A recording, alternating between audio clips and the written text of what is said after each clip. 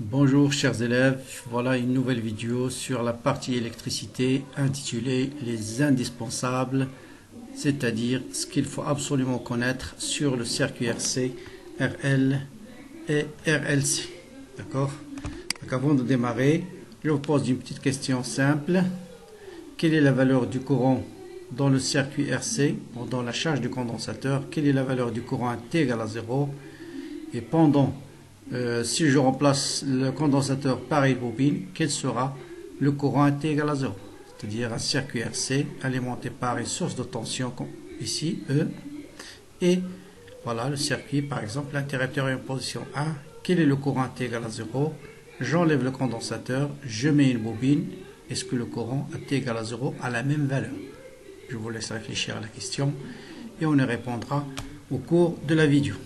Et à la fin du rappel de ce qu'il faut savoir sur ces trois circuits, je vais faire deux exercices d'application sur le circuit RLC. Donc il réunit les deux RC et RL. Donc, commençons donc par les choses absolument à savoir. Commençons par le circuit RC. Le circuit RC, bien, ce qu'il faut savoir sur le circuit d'abord, c'est le comment brancher par exemple l'oscilloscope pour visualiser la tension en bord du condensateur et la tension en bord du générateur.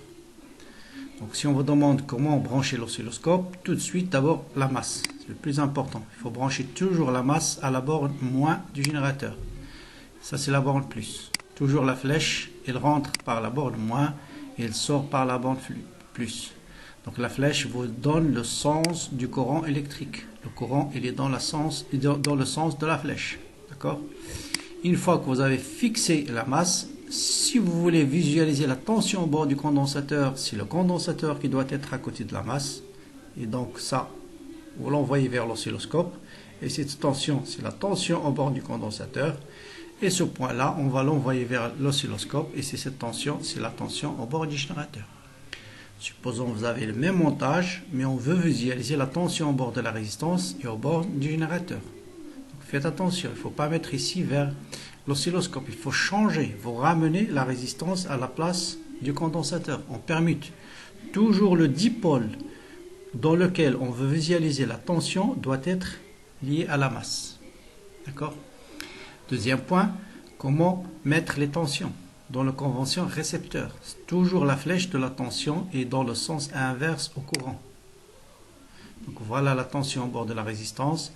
Voilà la tension au bord du condensateur. Après, bien sûr, l'équation différentielle, je ne veux pas y revenir. J'ai déjà fait une vidéo largement détaillée sur le circuit RC où j'ai traité tous les sujets des anciens baccalauréats. Là, je fais juste une synthèse, d'accord? Donc, tout le monde doit être capable, en écrivant E est égal à U de R plus U de C, d'arriver facilement à cette équation-là. Une fois qu'on établit l'équation différentielle, on vous donne la solution. On vous dit, voilà l'équation différentielle, on l'écrit toujours, la dérivée de la grandeur physique plus quelque chose fois la grandeur est égale à une constante. Donc une fois qu'on a établi l'équation différentielle, on vous donne la forme de la solution. Par exemple, a facteur de 1 moins exponentielle moins t sur tau. Et on vous demandera par exemple de déterminer les constantes a et tau. Donc j'ai déjà expliqué ça largement. Il suffit de calculer la dérivée de u du c et remplacer dans l'équation différentielle, factoriser par l'exponentielle et l'exponentielle fois quelque chose plus autre chose égale à 0, ça veut dire les deux termes sont nuls. Ce qui est important ici, c'est de comprendre ce qui se passe à t égale à 0. Beaucoup de questions, on peut répondre à beaucoup de questions en sachant tout simplement qu'est-ce qui se passe à t égale à 0 dans votre circuit. Donc à t égale à 0, c'est l'instant où on ferme le circuit ici. Donc, quelle sera la valeur, par exemple, de la tension au bord de la résistance à t égale à 0? Et bien sûr, à t égale à 0, U de R, ce sera R fois I à t égale à 0. Or, c'est quoi le courant à t égale à 0? C'est quoi la tension au bord de la résistance à t égale à 0? C'est égal à E. Pourquoi? Parce que E est égal à quoi? Est égal à U de R plus U de C. Or, le condensateur à t égale à 0 est complètement déchargé. Au départ, il n'est pas chargé. Donc, sa tension à t égale à 0, c'est 0. Donc, à t égale à 0, la loi d'additivité de tension va me donner E est égal à R fois I. Donc, E est égal à R fois I. Et donc, à t égale à 0, le courant est maximal et sa valeur, c'est E sur R. D'accord? Maintenant, quelle est la valeur de la tension au bord du condensateur à T égale à 0? Je viens de répondre. La tension au bord du condensateur à T égale à 0, elle est nulle parce qu'elle n'est pas déchargée. Et on retrouve bien la loi d'additivité des tensions. Vous avez 0 plus E est égal à E. D'accord? E est égal à 0 plus E. Ça, c'est très important, la valeur des grandeurs physiques à T égale à 0. Bien sûr. Maintenant, on vous donne toujours la solution de la forme A facteur de 1 moins exponentielle moins T sur tau, bien A plus B, quelle que soit la forme. Pour déterminer les constantes, c'est toujours calculer la dérivée, remplacer dans l'équation différentielle, factoriser par exponentielle moins T sur tau, et vous allez déterminer les constantes facilement. Donc voilà la solution, par exemple, si on connaît la solution de I de C, par exemple, là aussi c'est des choses absolument à savoir. On peut vous donner la forme de la solution I de C, et une question plus tard, on vous dit calculer la charge portée par le condensateur, ou bien calculer la tension au bord de la résistance, ou bien, d'accord? Donc une fois que vous connaissez I de C, tout de suite je peux calculer la charge portée par l'une des armatures en fonction du temps. Tout simplement par quelle relation? Vous avez I de C est égal à Q sur C. Donc Q, ça sera C fois cette grandeur. Donc C fois E, facteur de 1, moins exponentielle, moins T sur tau. D'accord? Je peux déterminer le courant. Si je connais la charge, I c'est quoi? C'est la dérivée de la charge par rapport au temps. Donc la dérivée de ce terme, on l'a calculé plusieurs fois. Donc la dérivée de 1, c'est 0. La dérivée de exponentielle moins 1 sur tau, c'est moins 1 sur tau fois l'exponentielle. Le moins avec le moins se simplifie. Donc je vais avoir E fois C sur tau, c'est-à-dire sur R fois C. En simplifiant par C, vous avez I égale à E sur R, exponentielle moins T sur tau. Et on vérifie bien qu'à T égale à 0, ce terme est égal à 1. Et vous voyez bien que I à l'instant T égale à 0 égale à E sur R. Là, vous vérifiez bien que si à T égale à 0, vous avez 1 moins exponentielle 0, c'est 1, 1 moins 1 égale à 0. Donc la tension au bord du condensateur à T égale à 0 égale à 0. Dans les courbes, il faut voir aussi dans sa tête l'allure de la courbe, comment varie chaque grandeur. Donc chaque fois que vous avez 1 moins exponentielle, c'est une courbe qui monte jusqu'à atteindre la saturation. Donc à T égale à 0, c'est 0. Si T tend vers l'infini, ce terme égale à 0, exponentielle moins l'infini égale à 0. Et ça, c'est très important aussi, savoir la valeur de la grandeur physique en régime permanent. Parce qu'on peut vous donner par exemple UC en fonction du temps, ça c'est en fonction du temps, et on vous demande de déduire la tension en borne du générateur, ou bien la force électromotrice du générateur. Donc graphiquement, je lis cette valeur-là, et cette valeur est égale à E. D'accord? On peut tracer aussi Q en fonction du temps, parce que tout le problème peut être traité soit en fonction de U de C, ou bien en fonction de Q de T. Et là, faites attention, le régime permanent, c'est E fois C. Donc c'est E fois C. Quand T tend vers l'infini, ce terme tend vers 0, et Q est égal à E fois C. Donc si je connais par exemple E, je peux déduire graphiquement la valeur de la capacité. Le courant, lui, là où vous avez juste un terme fois l'exponentielle, c'est une courbe qui décroît vers 0. Pourquoi? T égale à 0, c'est E sur R, donc c'est la valeur maximale. Si T tend vers l'infini, exponentielle moins l'infini, c'est 0. Là aussi, si on vous donne la courbe de I en fonction du temps, je peux déterminer à partir de ce point E sur R. Donc si je connais E par exemple, je peux déduire R graphiquement. Donc j'ai tracé la pente à la courbe des trois courbes. L'intérêt c'est quoi? C'est déduire graphiquement la valeur de taux. Donc vous tracez la tangente, l'intersection avec Y égale à E, ou bien Y égale à Q max, ou bien Y égale à Q max, là. Ça permet de déterminer taux. Pour I, c'est l'inverse. On trace la tangente et l'intersection avec l'axe des temps permet de déterminer, bien sûr, la valeur de taux. Si la tangente est tracée, c'est la méthode qu'il faut utiliser pour déduire taux. Sinon, il faut bien sûr penser à calculer 0,63 fois E, fois la valeur maximale, chercher sa valeur, faire l'intersection avec la courbe et vous allez déterminer la valeur. Donc 0,63, ça va être quelque part ici. Et l'intersection avec la courbe va vous donner taux. D'accord? La même chose pour Q en fonction du temps. Mais faites attention, si on vous donne I en fonction du temps, si T est égal à taux, exponentielle moins 1, c'est 0,37. Donc je calcule 0,37 fois cette valeur maximale. D'accord? Je détermine sa valeur. Et l'intersection avec la courbe 0,37, c'est une valeur qui est très faible, ça va être quelque part ici. Et si je fais l'intersection, je lis sur la courbe les coordonnées de ce point, c'est taux. Voilà les deux méthodes qui permettent de calculer taux. Maintenant, je passe à la décharge. Donc voilà le circuit de la décharge. On met l'interrupteur en position 2. On garde le même sens du courant que lors de la charge. Convention récepteur, bien sûr, voilà U de R. Et vous avez U de C plus U de R égale à 0. Ceci permet facilement de trouver l'équation différentielle. Donc ça, tout le monde le sait, je suppose. La solution, on vous le donne sous la forme A exponentielle moins T sur taux. En remplaçant de l'équation différentielle, on déduit facilement que A est égal à E. Donc là, vous voyez que U de C, et si je connais bien sûr U de C, je peux déduire Q de T, c'est C fois U de C, et je peux déterminer aussi I, c'est la dérivée de Q par rapport au temps. Donc vous voyez, I est négatif. Ah, la signification d'un courant négatif, ça veut dire tout simplement le courant réellement, elle circule dans le sens inverse. En fait, une fois le condensateur est chargé, c'est lui qui va jouer le rôle du générateur et il va débiter un courant. Autrement dit, ici, ça, on est en convention générateur. Donc le courant ici il circule réellement dans le sens inverse. D'accord? Donc voilà comment évolue la tension en bord du condensateur pendant la décharge. Donc là, c'est la courbe. Là, on est complètement chargé. La tension est égale à une constante. Et à un instant t égale à 0, je vais mettre l'interrupteur en position 2. Et qu'est-ce qu'on observe? Que la tension en bord du condensateur va décroître jusqu'à tendre vers 0. Par contre, le courant, vous voyez, à t égale à 0, sa valeur c'est moins E sur R. C'est la valeur maximale. Et sa valeur va augmenter jusqu'à tendre vers 0. Donc ça, c'est la courbe qui représente le courant. Et ça, c'est la courbe qui représente I de C. Souvent, on vous donne deux courbes et on vous dit quelle est la courbe qui représente la tension au bord du condensateur, celle qui correspond au courant. Toujours s'intéresser à ce qui se passe à t égale à 0. Donc là, t égale à 0, la tension est égale à E. Donc tout de suite, là, ça va représenter la tension au bord du condensateur. Pour le circuit RL, là aussi, il faut bien comprendre le circuit. Le principe, c'est le même. À la place du condensateur, on va mettre une bobine. Toujours les tensions dans la convention récepteur. Même principe. E est égal à U de R plus U de L. Là, on distingue deux choses. À la place de la charge, c'est l'établissement du courant. À la place de la décharge, l'arrêt du courant.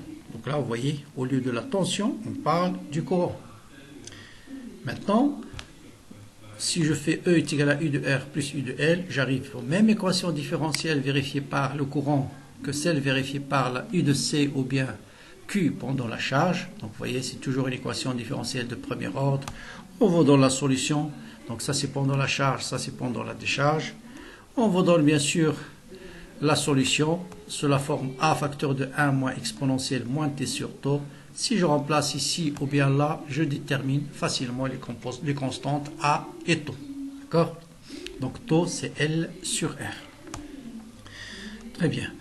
Maintenant, donc ça c'est pendant l'arrêt du courant, ça c'est pendant l'établissement du courant.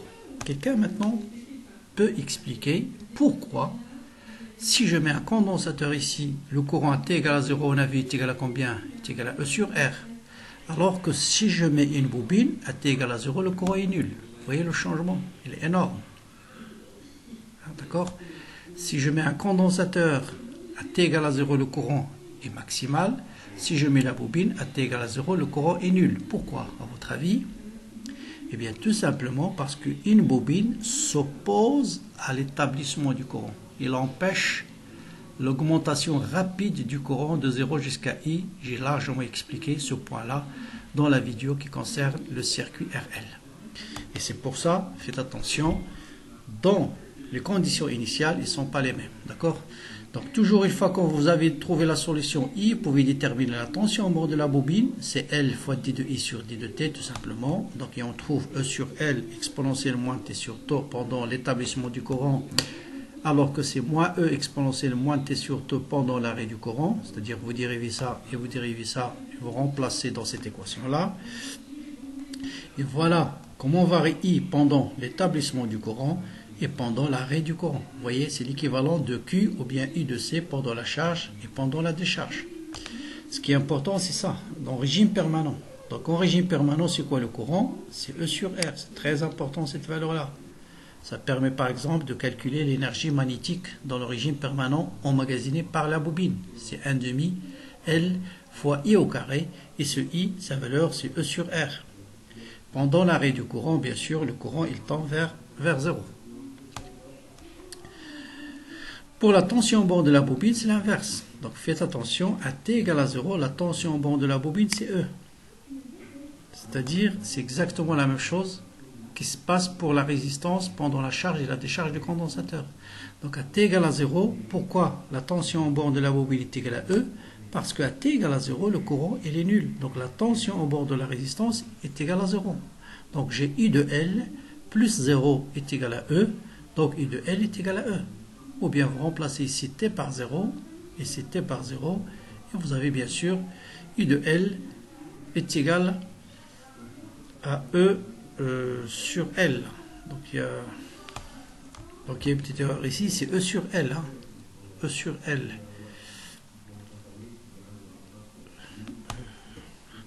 Donc en fait l'erreur c'est là. Donc I de L, c'est pas E sur L. Donc on va vérifier ici. Donc I de L c'est L fois D de I sur D de T. Si je calcule la dérivée de I, ça me donne E sur R fois 1 sur tau, qui est R sur L. Donc je multiplie ça par R sur L, d'accord?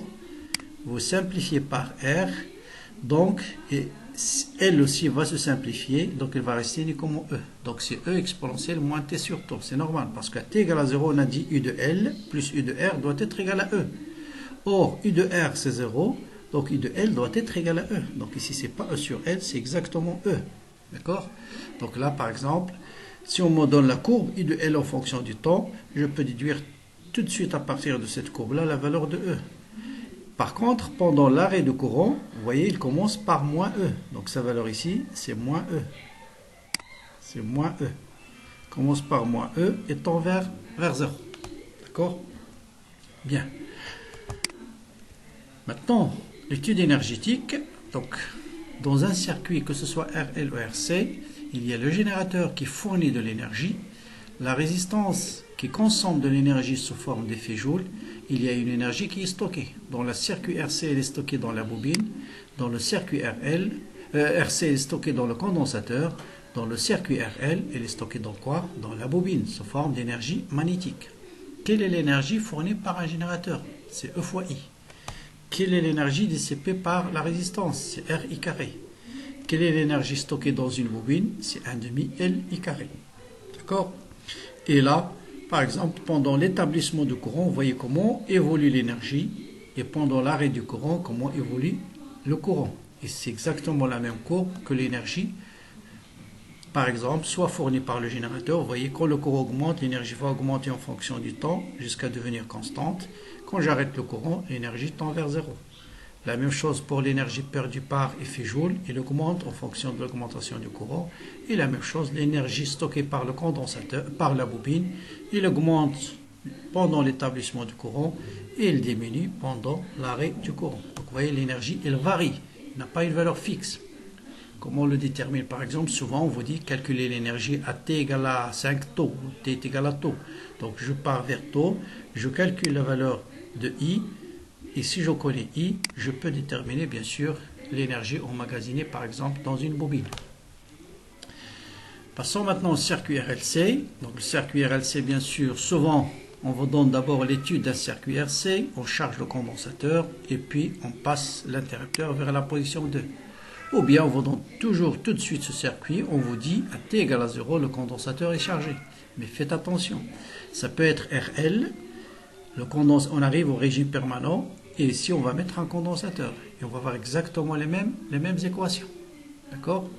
Donc là c'est le sens du courant, et je mets d'abord les flèches dans le sens inverse. Donc ça c'est la tension au bord du condensateur, ça c'est la tension au bord de la bobine, et ça c'est la résistance qui peut être par exemple la résistance interne de la bobine, ou bien une autre résistance si la bobine est idéale.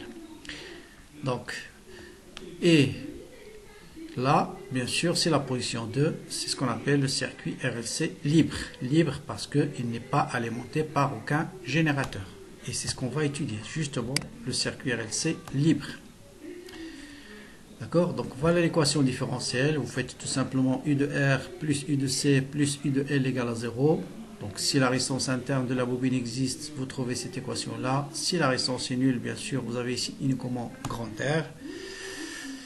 Bon, ça c'est des relations classiques. C'est la même que pour Q. Donc soit en fonction de U de C, soit en fonction de Q, bien sûr, c'est la même équation.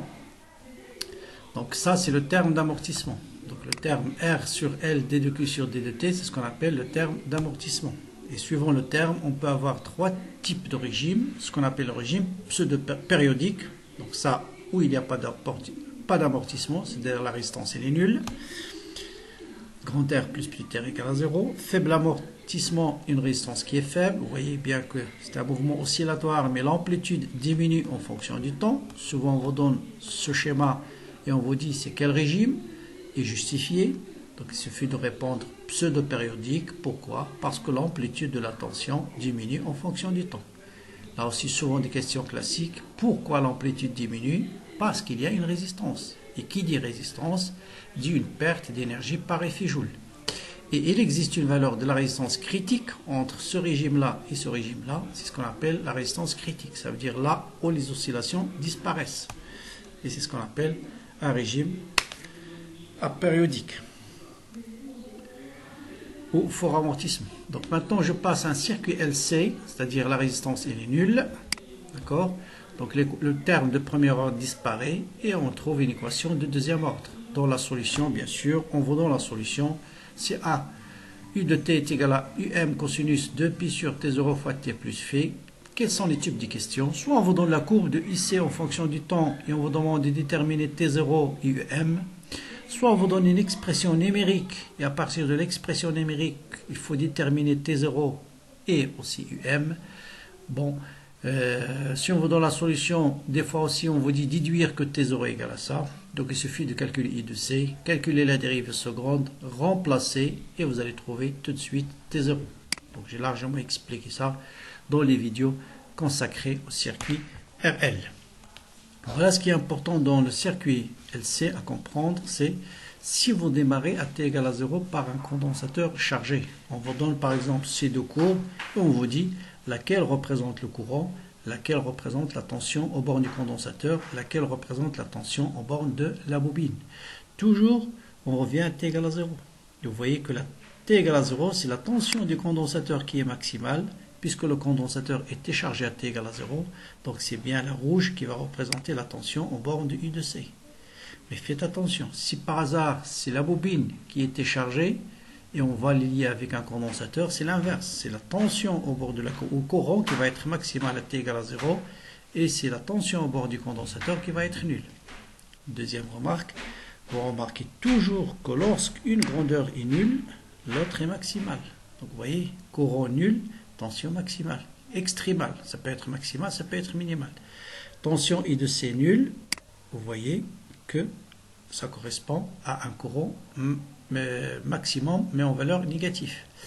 La même chose ici, vous avez I est nul, vous voyez, la tension est maximale en valeur négative. Donc, lorsqu'une passe par un maximum, par un minimum, l'autre grandeur, elle est nulle. Et ça, c'est très important pour l'étude énergétique. Donc, parce que l'énergie emmagasinée par ce circuit, c'est l'énergie électrique plus l'énergie magnétique. Et donc, si l'une est maximale, l'autre elle est nulle. Donc, à partir de ça, par exemple, on peut déterminer les tensions du courant et ainsi de suite. Pour T0, c'est très simple. Souvent, on vous dit déterminer graphiquement la pseudo-période. Donc, il suffit de prendre le temps entre deux maximums consécutifs.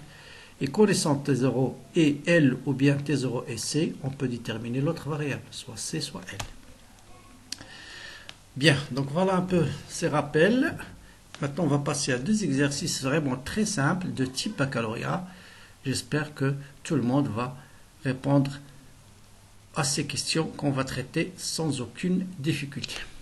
Donc, on vous dit on charge un condensateur de capacité 47 microfarad. Toujours, je vous conseille de noter juste les choses essentielles. Par un générateur de force électromotrice E, qui n'est pas inconnu.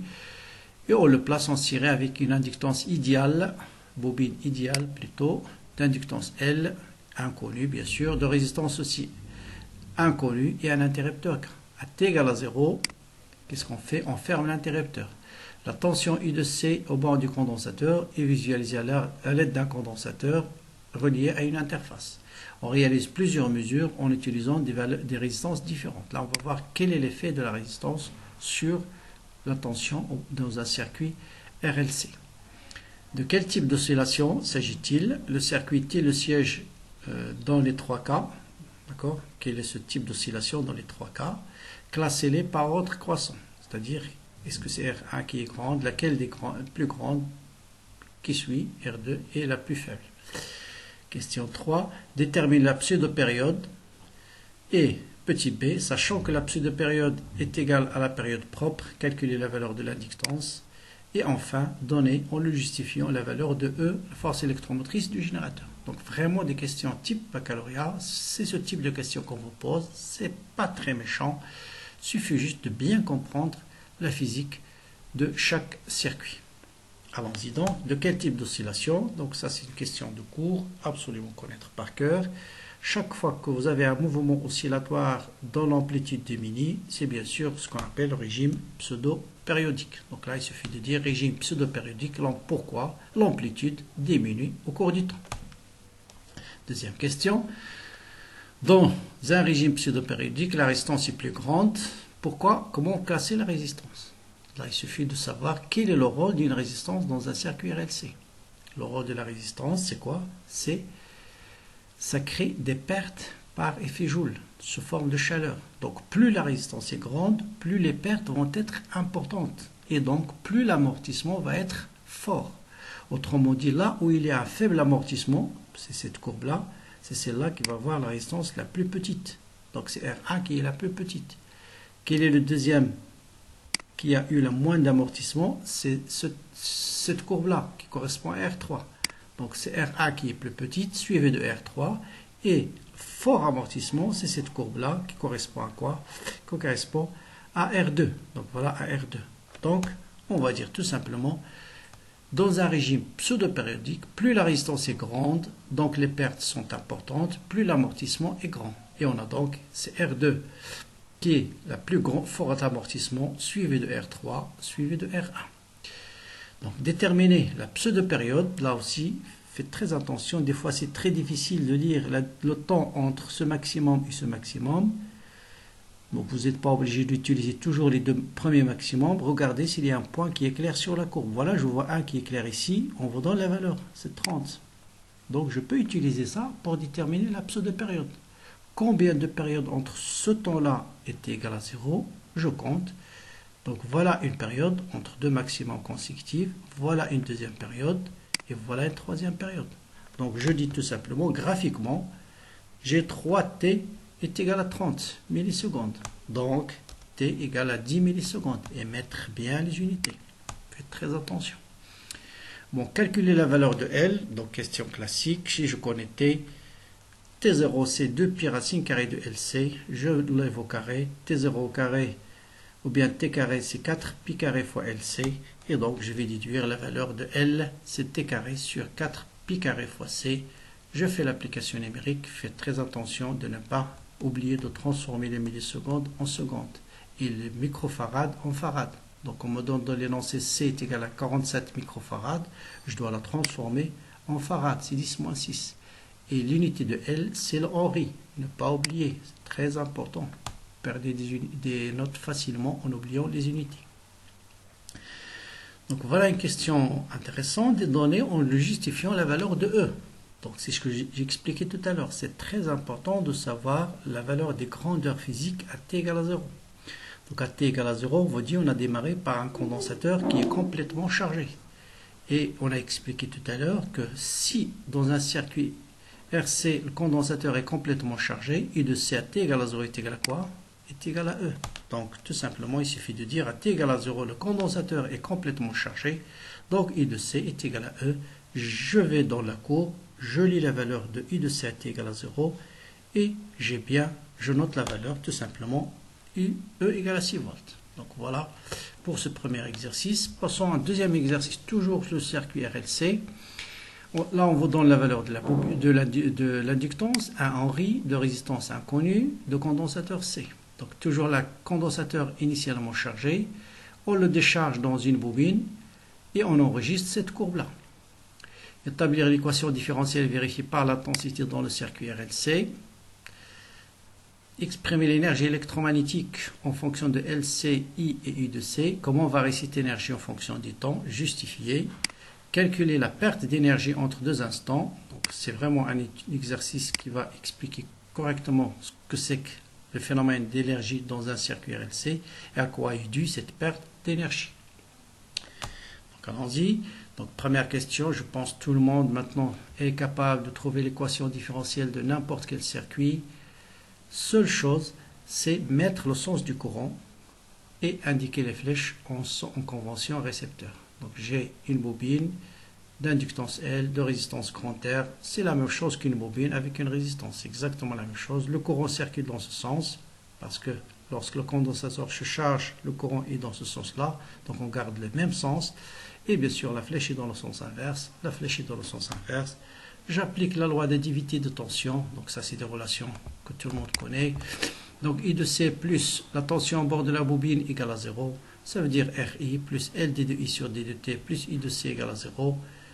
Qu'on me dit quoi, l'équation vérifiée par quoi? Par l'intensité. Donc je dois chercher la relation entre I de C et I. Donc I de C, c'est Q sur C. Au Q, bien sûr, est égal à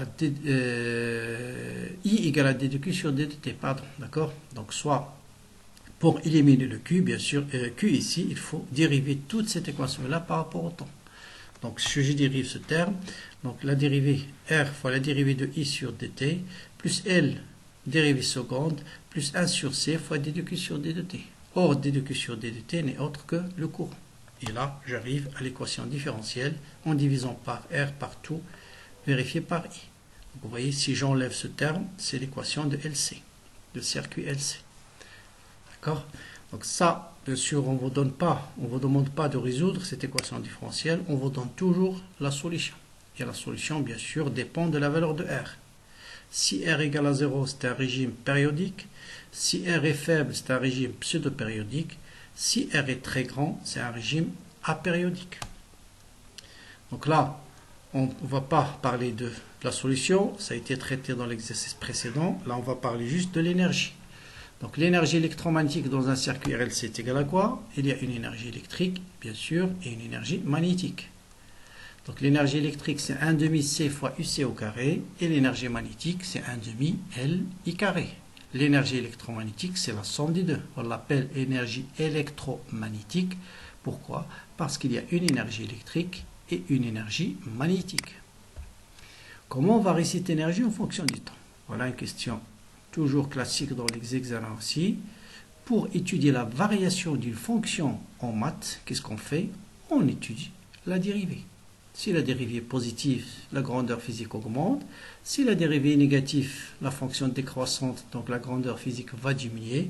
Si la dérivée est nulle, la fonction grandeur physique est égale à une constante. Donc toujours, pour étudier la variation d'une grandeur physique en fonction d'une autre, on passe à la dérivée.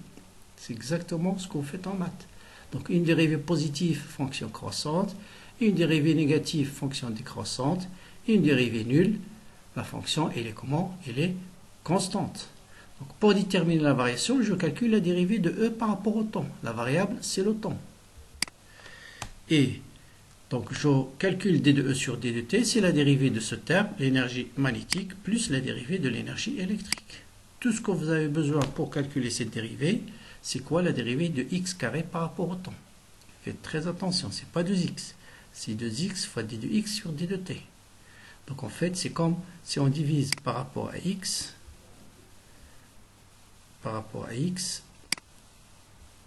et on multiplie par la même chose. J'ai rien fait. J'ai multiplié et divisé par d de x. D'accord? J'ai multiplié et j'ai divisé par d de x. d carré de x carré par rapport à x, ça c'est 2x. Et donc, je dois multiplier par d de x sur d de t.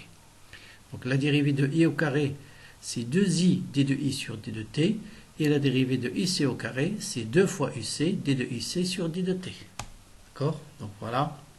Le 2 avec le 2 va se simplifier. Donc, il me reste i d de i sur d de t, uc d de uc sur d de t. Or, je sais que i, c'est c fois d de ic sur d de t. Ça, c'est les relations absolument écrire sur la feuille d'examen au départ. C'est quoi la relation entre U de C Q, entre I et Q. Ah, d'accord, ça vous pouvez l'écrire dès que vous rentrez à l'examen, comme ça, tranquillement, à tête reposée, parce que c'est de relation de base de l'électricité. Donc je dois remplacer C fois d de ici sur d de t par I dans cette relation-là. Et je peux factoriser alors par I. Donc I facteur de L d de I sur d de t. Et on a dit que C fois d de I sur d de t c'est I. Donc il me reste L d de I sur d de t plus I de C. Or, si j'ai dans le circuit RLC la loi d'additivité des tensions, qu'est-ce qu'elle me dit? I de R plus I de L plus I de C égale à 0. Ça veut dire quoi? Ça veut dire L d de I sur d de t plus I de C, c'est ce terme, est égal à quoi? Est égal à moins RI. Donc ça, c'est uniquement la loi d'additivité des tensions dans le circuit RLC. I de R plus I de L plus I de C égale à 0. Et vous voyez, quand j'ai factorisé par I, j'obtiens tout simplement I de L plus I de C. Et I de L plus I de C, c'est moins RI. Donc moins RI fois I, ça me donne moins RI carré. Donc je trouve quelque chose qui est négatif, parce que la résistance, elle est positive, I carré est positif. Donc la dérivée de l'énergie est négative, ça veut dire l'énergie, c'est une fonction décroissante en fonction du temps. D'accord? Donc c'est une fonction décroissante du temps. Donc l'énergie diminue au cours du temps. Maintenant, pourquoi à quoi il est dû cette diminution? Bien sûr, il est dû à l'existence, à la présence de cette résistance. Et chaque fois que vous avez une résistance parcourue par un courant, vous avez des pertes par effet Joule, sous forme de chaleur. Voilà une question classique. Souvent, on vous donne des courbes et on vous dit calculer l'énergie à un instant t donné, ou bien la variation d'énergie entre deux instants. D'accord? Voilà. On me donne I en fonction du temps. Et on me dit calculer la variation de l'énergie électromagnétique entre T1 et T2. Première chose, je dois repérer l'instant T1. Donc T1, c'est 3T sur 4. Donc voilà T sur 4, 2T sur 4, 3T sur 4. Ensuite, 9T sur 4, c'est combien? C'est 8T plus T. 8T sur T, c'est 2T. Donc voilà T. Un autre T, voilà 2T. Plus T sur 4. Donc voilà, c'est ce point-là. Donc voilà mon instant T1, voilà mon instant T2. Et on vous donne toujours des instants où soit la grandeur est maximale, soit elle est nulle, pour simplifier le calcul. Et vous voyez que ce soit en T1 ou T2, le courant il est soit maximum, soit minimum. Qu'est-ce qu'on a dit tout à l'heure? Si le courant est maximal ou bien minimal, la tension elle est nulle. Donc là, en ces deux instants, la tension au bord du condensateur elle est nulle. Autrement dit, l'énergie électromagnétique se réduit à l'énergie magnétique. Donc il suffit de calculer la variation de 1/2 Li carré entre l'instant T1 et l'instant T2. Donc la variation de l'énergie, c'est l'énergie à l'instant T1 moins à l'instant T2. Or, comme on a dit, I est max, I min aux instants T1 et T2. Donc la tension au bord du condensateur elle est nulle pour ces deux instants-là. Et donc l'énergie à l'instant T1, c'est 1/2 L I à l'instant T1 au carré. Je lis la valeur de I à l'instant T1, c'est 60 quoi? Milliampères. Donc je mets 60 fois 10 moins 3 au carré. L'inductance c'est 1. Et je trouve 1,8 10 moins 3 joules. On fait la même chose pour T2 et on trouve 1,8 10 moins 3 joules. 0,8 10 moins 3 joules. Et donc la variation, ça me donne 10 moins 3. Donc l'énergie a diminué. Donc vous voyez, si l'énergie elle est grande, il a diminué, il est devenu, ici il était 1,8, et là il est devenu 0,8. Donc vous avez une diminution de l'énergie, et cette diminution est égale à 10 moins 3 joules. Et cette diminution elle est due à quoi? Elle est due aux pertes d'énergie par effet Joule. Bon, voilà d'autres types de courbes qu'on vous donne dans le circuit RLC. On vous donne par exemple deux courbes qui représentent l'énergie dans le condensateur et l'énergie dans la bobine, et on vous dit attribuer par exemple ces deux courbes à l'énergie magnétique à l'énergie électrique. Toujours revenir à T égale à 0. À T égale à 0, cette énergie est maximale. Or, à T égale à 0, l'énergie était conservée par le condensateur. Donc, c'est ça, l'énergie électrique. Et ça, c'est l'énergie magnétique. Et vous voyez que lorsqu'une est nulle, l'autre est maximale. La même chose, une est nulle, l'autre est maximale. Une est nulle, l'autre est maximale. Donc, voilà pour cette vidéo qui fait un rappel sur ce qu'il faut savoir en circuit RLC avec deux petits exercices types. À très bientôt pour d'autres contributions. Commentez la vidéo, partagez-la avec vos amis et à bientôt.